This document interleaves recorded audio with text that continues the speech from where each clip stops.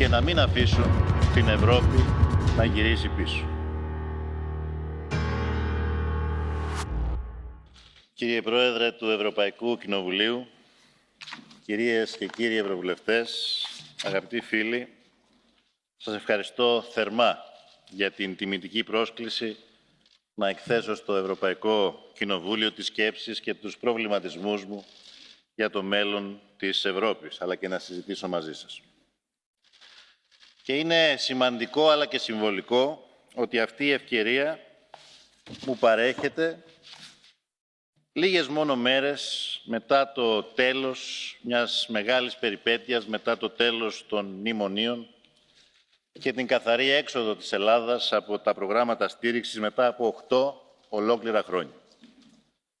Την προηγούμενη φορά που είχα την τιμή να απευθυνθώ σε εσάς, η Ελλάδα ήταν σε μια μεγάλη δίνη. Η πολιτική των ελλημάτων, της διασπάθησης του δημόσιου χρήματος και της διευρυμένης διαφθοράς προηγούμενων κυβερνήσεων είχαν ρίξει την χώρα μου στα βράχια της χρεοκοπίας. Αλλά ταυτόχρονα η αδυναμία των θεσμών να προτεραιοποιήσουν τις αναγκαίες δομικές μεταρρυθμίσεις στα πρώτα δύο προγράμματα, σε συνδυασμό με την αιμονή ορισμένων εξ αυτών σε μια συνταγή ακραίας δημοσιονομικής προσαρμογής, είχαν οδηγήσει τη χώρα στα όρια της κοινωνικής ασφυξίας, της οικονομικής ασφυξίας, αλλά και της κοινωνικής έκρηξης. Από το 2010 έως το 2014 η Ελλάδα έχασε το 1/4 του εθνικού της πλούτου. Η ανεργία, η φτώχεια, ο κοινωνικός αποκλεισμός εκτοξεύθηκαν. Το δημόσιο χρέος επίσης. Οι ξένες επενδύσεις εξανεμίστηκαν. Οι νέοι επιστήμονες εγκατέλειψαν κατά χιλιάδες τη χώρα. Η οικονομική κρίση της Ελλάδας και η αποτυχία της διαχείρισής της είχε μετατραπεί όμως και σε πολιτική κρίση της Ευρώπης. Και τότε που μίλησα ενώπιον σας, θα θυμάστε οι μισοί από εσάς με επιθυμούσατε, οι άλλοι μισοί με αποδοκιμάζατε, αλλά ελάχιστοι, πολύ λίγοι ήταν ανάμεσά σας αυτοί, που πίστευαν ότι θα είχα την ελπίδα να τα καταφέρω. Κι όμως η Ελλάδα τα κατάφερε. 3 χρόνια μετά είναι μια διαφορετική χώρα. Από μέρος του προβλήματος, από πηγή της κρίσης, έγινε μέρος της λύσης για την Ευρώπη. Και η καθαρή έξοδος από το τελευταίο τριετές πρόγραμμα είναι μια επιτυχία πρωτίστως του ελληνικού λαού που έσφιξε τα δόντια και έδωσε τη μάχη. Που έκανε μεγάλες θυσίες για να παραμείνει η χώρα στην καρδιά της Ευρώπης. Αλλά είναι και μια επιτυχία της Ευρώπης συνολικά, που απέδειξε ότι με πνεύμα αλληλεγγύης και συνεργασίας μπορεί να ξεπερνά τις κρίσεις. Μέσα από αυτή την περιπέτεια βγαίνουμε πιο δυνατοί. Σήμερα στεκόμαστε ξανά στα πόδια μας και κοιτάμε το μέλλον με αισιοδοξία. Γιατί για πρώτη φορά μετά το ξέσπασμα της κρίσης, οι θυσίες του ελληνικού λαού έπιασαν τόπο, εξηγιάναμε τα δημόσια οικονομικά, προχωρήσαμε σε βαθιές τομές και μεταρρυθμίσεις που έπρεπε να είχαν γίνει δεκαετίες πριν, ξεφύγαμε από το σπιράλ της ύφεσης και επαναφέραμε την οικονομία σε τροχιά ανάπτυξης. Προχωρήσαμε με έργα και επενδύσεις που καθιστούν την Ελλάδα εμπορικό, διαμετακομιστικό και ενεργειακό κόμβο στην ευρύτερη περιοχή. Αλλά ταυτόχρονα αποδείξαμε ότι υπάρχει δρόμος να βγαίνεις από την κρίση χωρίς να διαλύεις τον κοινωνικό ιστό. Στηρίξαμε τους πιο αδύναμους, σταματήσαμε την ανθρωπιστική κρίση. Δώσαμε πρόσβαση στο σύστημα υγείας σε εκατομμύρια ανασφάλιστους. Αλλά ταυτόχρονα πετύχαμε και πρωτογενή πλεονάσματα που 3 χρόνια πριν κανείς δεν θα μπορούσε να πιστέψει. Γιατί ελέγξαμε την ανεξέλεγκτη φοροδιαφυγή, σταματήσαμε τη σπατάλη και το πάρτι διαφθορά στη δημόσια υγεία και στις δημόσιες προμήθειες, γιατί προχωρήσαμε σε κομβικές μεταρρυθμίσεις όπως η ενοποίηση των ασφαλιστικών ταμείων και ο εξορθολογισμός του ασφαλιστικού συστήματος και σήμερα όχι απλώς βγήκαμε από τα μνημόνια, αλλά με τη βιώσιμη ρύθμιση του δημόσιου χρέους ανακτάμε την οικονομική μας κυριαρχία και ξανακερδίζουμε τη θέση που μας αξίζει στο ευρωπαϊκό γίγνεσθε. Την περασμένη χρονιά η Ελλάδα επέστρεψε στην ανάπτυξη, με τις προβλέψεις μάλιστα για φέτος να προσεγγίζουν ανάπτυξη κοντά στο 2,5%. Τις 3 τελευταίες χρονιές αποδειχτήκαμε πρωταθλητές στην απορρόφηση των ευρωπαϊκών αναπτυξιακών πόρων, ενώ επίσης το 2017 ήμασταν η δεύτερη χώρα σε απορρόφηση κονδυλίων από το σχέδιο Juncker, ενώ οι ξένες επενδύσεις έφτασαν τα 3,6 δισεκατομμύρια ευρώ, που αποτελεί την υψηλότερη απόδοση της τελευταίας δεκαετίας.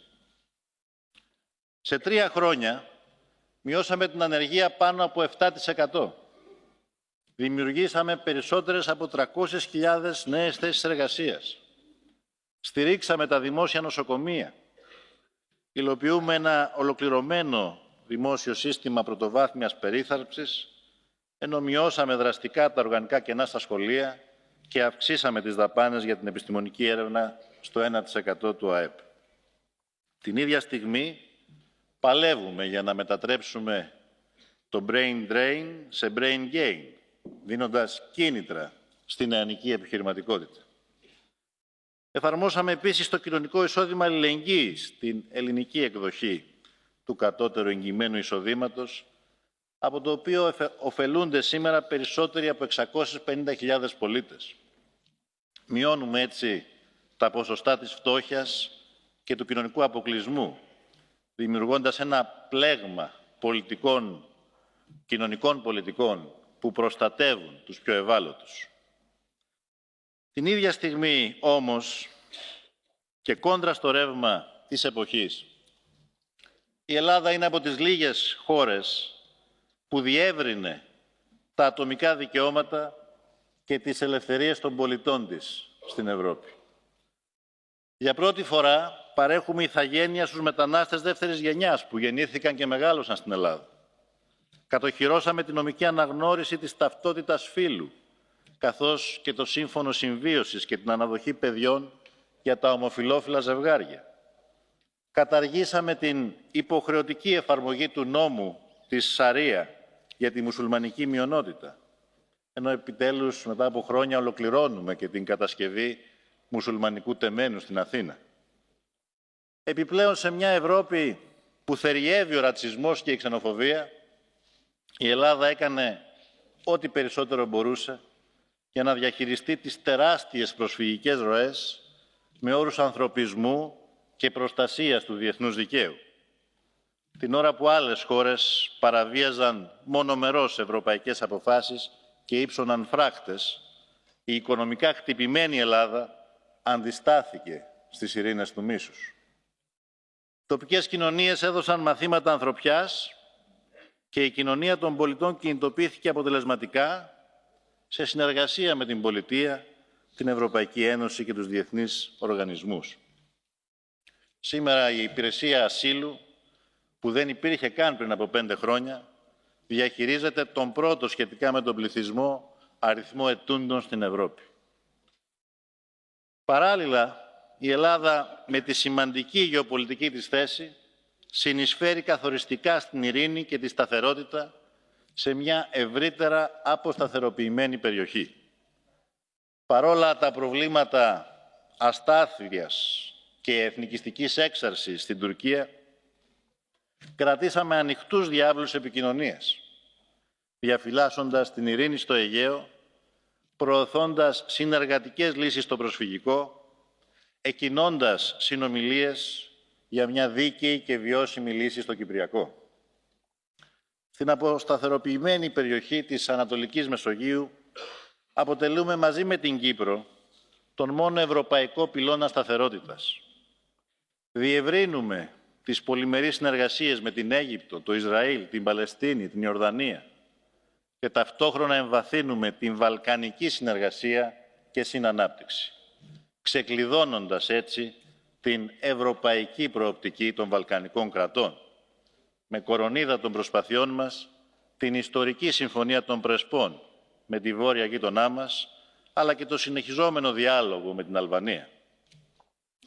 Μετά από 26 χρόνια καταστροφικής κυριαρχίας του εθνικισμού, καταφέραμε με τον Πρωθυπουργό της πρώην Ιουγκοσλαβικής Δημοκρατίας της Μακεδονίας, τον Ζόραν Ζάεφ, να γυρίσουμε σελίδα και να φτάσουμε σε μια αμοιβαίως αποδεκτή συμφωνία, χωρίς την επιβολή και την χρήση της ισχύως, αλλά στη βάση της διπλωματίας και του διαλόγου. Μια συμφωνία που μπορεί να αποτελέσει πρότυπο επίλυσης διαφορών στην περιοχή μας. Κυρίες και κύριοι βουλευτές, θέλω να επισημάνω κάτι.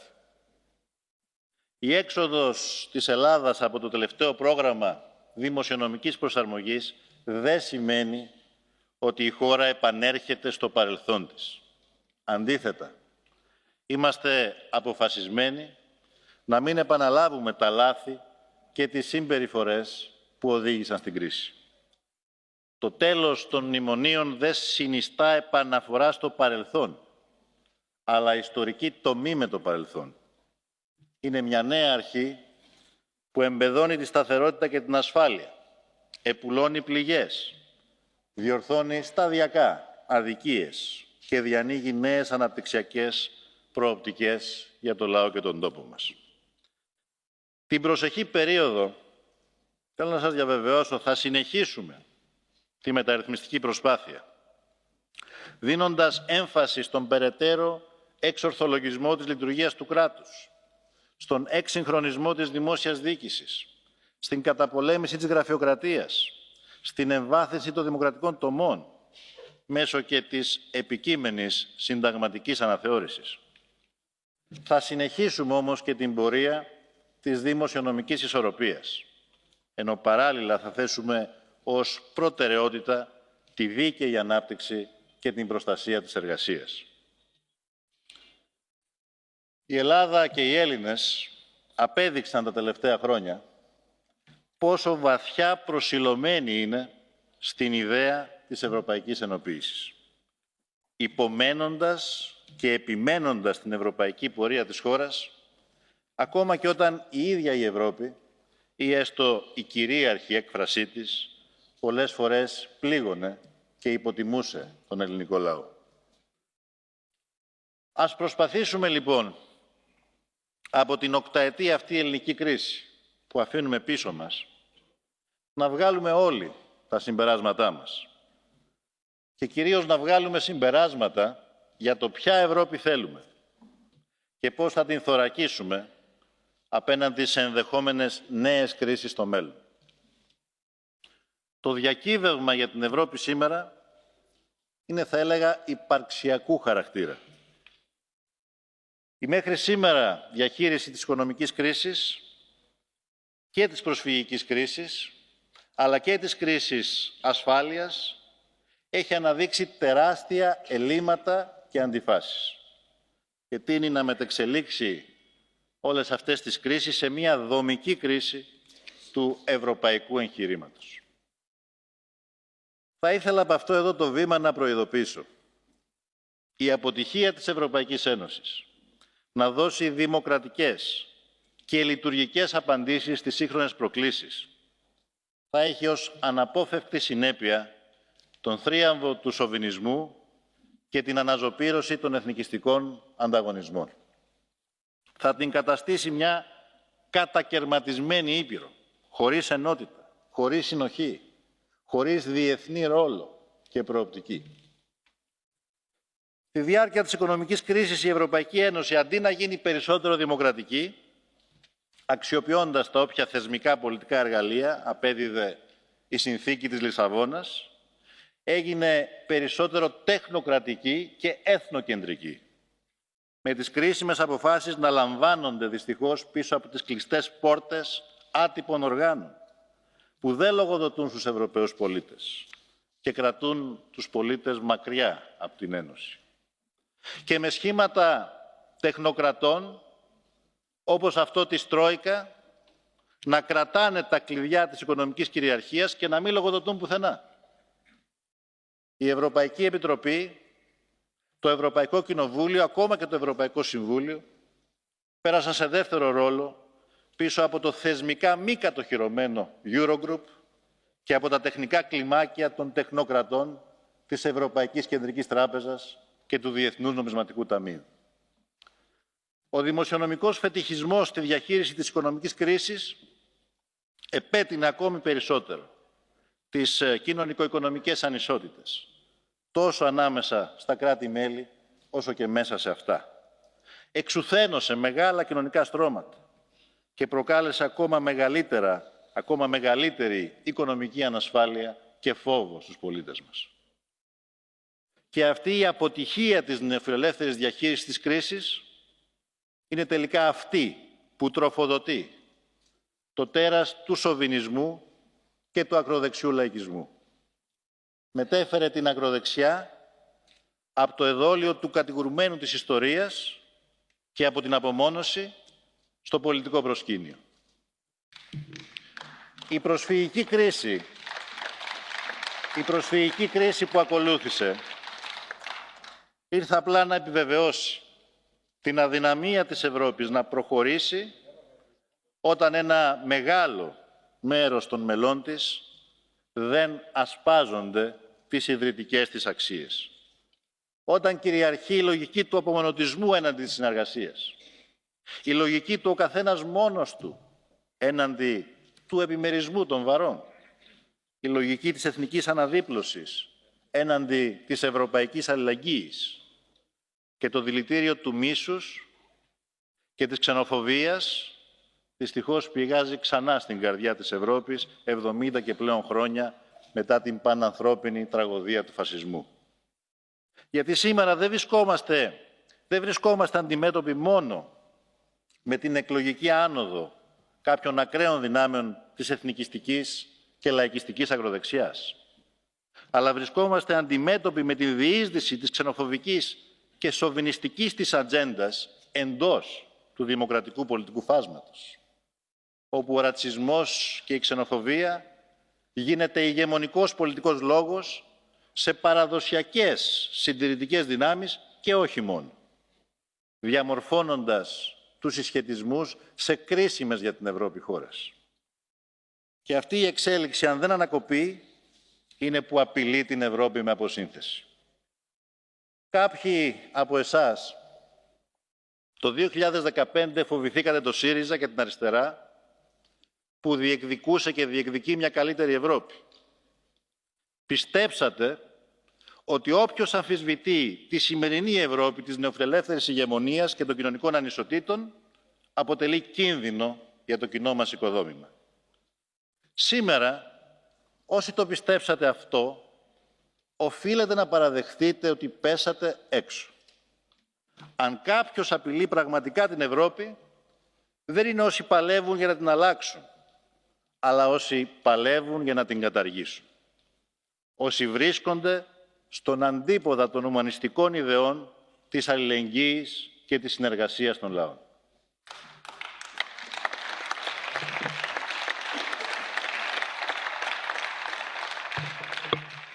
Όλοι όσοι πιστεύουμε, φίλες και φίλοι, κυρίες και κύριοι βουλευτές, σε αυτό το ευρωπαϊκό όραμα, οφείλουμε να παραμερίσουμε τις υπαρκτές και μεγάλες διαφορές μας μπροστά στο μεγάλο κίνδυνο. Οφείλουμε να μην αφήσουμε την ευρωπαϊκή ιδέα να συνθλιβεί ανάμεσα στον καταστροφικό νεοφιλελευθερισμό και την εφιαλτική ακροδεξιά.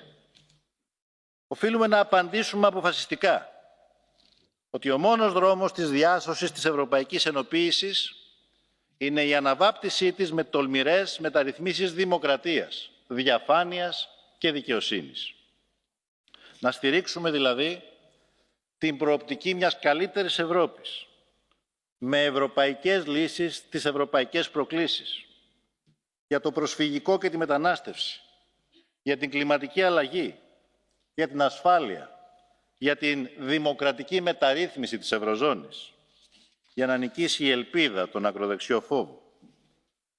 Αυτό που χρειαζόμαστε σήμερα στην Ευρώπη δεν είναι λιγότερη αλληλεγγύη και περισσότερα σύνορα, αλλά ένα νέο κοινωνικό συμβόλαιο, για την κοινωνική συνοχή και την ευημερία των λαών μας. Εμβάθυνση της πολιτικής ενοποίησης, ισχυρότερο κοινοβούλιο και ισχυρότεροι ευρωπαϊκοί θεσμοί με δημοκρατικό και κοινωνικό έλεγχο. Αυτό που χρειαζόμαστε δεν είναι ένα νέο ιερατείο της λιτότητας και της πειθαρχίας, αλλά μια ευρωζώνη προσανατολισμένη στην ανάπτυξη με μηχανισμούς εξισορρόπησης των ανισοτήτων. Ένα πολυετές δημοσιονομικό πλαίσιο που να στηρίζει την κοινωνική συνοχή και τη σύγκληση. Έναν νομικά δεσμευτικό ευρωπαϊκό πυλώνα κοινωνικών δικαιωμάτων. Την αναθεώρηση του κοινού ευρωπαϊκού συστήματος ασύλου με δίκαιη κατανομή των βαρών. Έναν κοινό ευρωπαϊκό μηχανισμό πολιτικής προστασίας για την αντιμετώπιση των φυσικών καταστροφών. Την προώθηση του διαλόγου και της ενταξιακής πορείας της Τουρκίας, προκειμένου να σέβεται το διεθνές δίκαιο και να επανέλθει αυτή η μεγάλη χώρα σε δημοκρατικές μεταρρυθμίσεις και μια ευρωπαϊκή εξωτερική πολιτική που θα συμβάλλει στην επίλυση των ανοιχτών κρίσεων. Κύριε Πρόεδρε, κυρίες και κύριοι βουλευτές, κλείνω λέγοντας ότι η Ελλάδα τα 3 τελευταία χρόνια κατάφερε να γίνει από μέρος του προβλήματος, μέρος της λύσης για την Ευρώπη. Ξεπέρασε την οικονομική κρίση, βάστηξε στις πλάτες της με αξιοπρέπεια τη μεγάλη αυτή προσφυγική κρίση για λογαριασμό ολόκληρης της Ευρώπης, άνοιξε δρόμους για τη φιλία των λαών με μια σταθερά φιλιρινική εξωτερική πολιτική που τη μετατρέπει σε παράγοντα συνεργασίας και σταθερότητας σε μια ευρύτερα ασταθή περιοχή, στην Νοτιοανατολική Μεσόγειο και στα Βαλκάνια. Όλα αυτά τα δείγματα γραφής των τελευταίων 3 χρόνων αποτελούν, θα έλεγα, έναν θετικό ιονό στο συννεφιασμένο όμως ουρανό της Ευρωπαϊκής Ένωσης. Δείξαμε ότι υπάρχει δρόμος αν το πιστέψεις και αν το παλέψεις σκληρά. Και πιστεύω ότι αυτός είναι και ο δρόμος για το αύριο της Ευρώπης.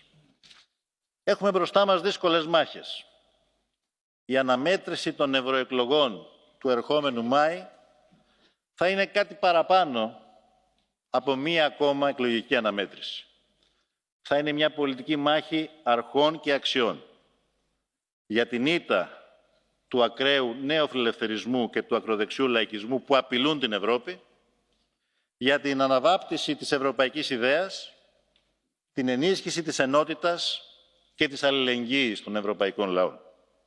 Σε αυτή τη μάχη όλες οι προοδευτικές, οι δημοκρατικές και φιλοευρωπαϊκές δυνάμεις έχουν χρέος να βρεθούν από την ίδια πλευρά της ιστορίας και να μην αφήσουν την Ευρώπη να γυρίσει πίσω.